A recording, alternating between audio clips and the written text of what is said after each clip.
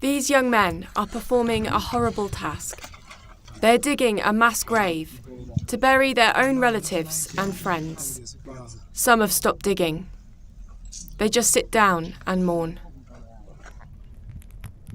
Christmas Day should have been happy, but it turned dark in Plateau State in the northeast of Nigeria.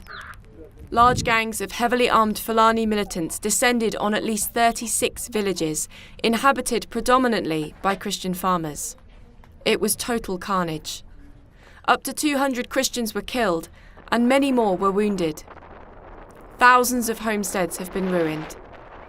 Tens of thousands of villagers fled from the horrific violence to displacement camps or relatives in safer areas.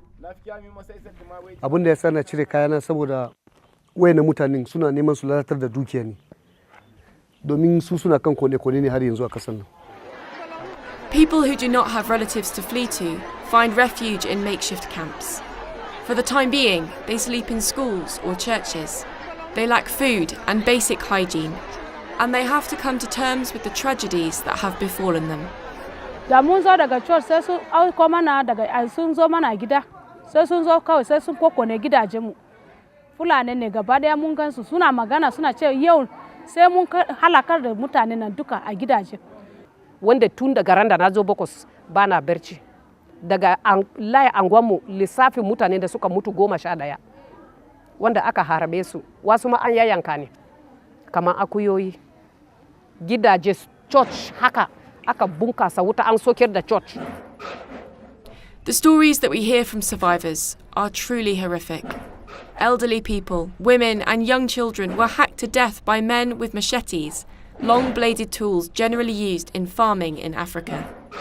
Dawo wannan nasu ne sai suka taraza mata a kwance da yara da kanana a wurin sun yi ta harbe su sun yi ta yankawa su ta sassarawa wanda ya kai gurin da wayanda muka kai su asibiti yanzu suna na gan sun kai 30 an kuma wayanda su mun rasa su guda 23.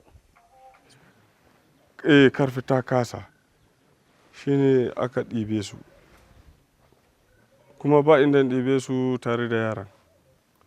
Yara biyu da matana su uku. An harbe su ne. A idonka? An harbe su a idona ina gani.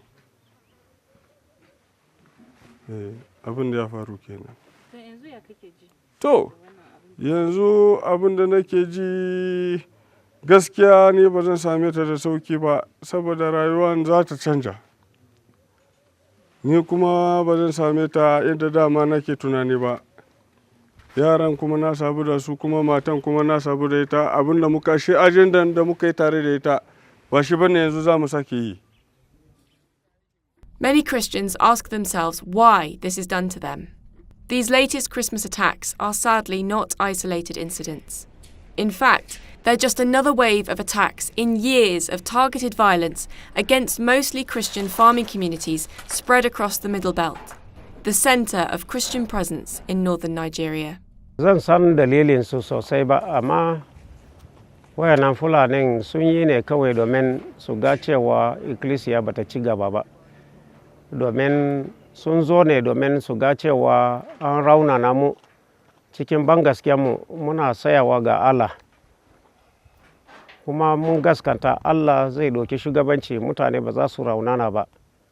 Za mu ci gaba musamman muna bin Ubangiji Allah wanda ya halicci duniya da sama. Yayanmu ma ba su a gida. Tumakinmu ma gashi suna ta cin suna yanka suna ci suna ɗiba suna tafiya da shi. Abinci ma sun kwashe suna tafiya da shi. Ba yanda za mu yi. Muna nan muna fama. Kana fita a shutin naka. Kayayyaki sun lalace kayakin da muka fita da shi ishiri ne muke da shi a jiki. So muna roƙonku gaskiya yanayin da muke ciki kenan.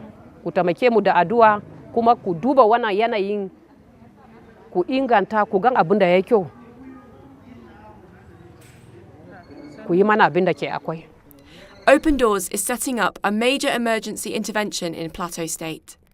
Please pray for these brothers and sisters who've been uprooted only to see their land occupied by their attackers, and with that, the diminishing of the Christian presence in this area.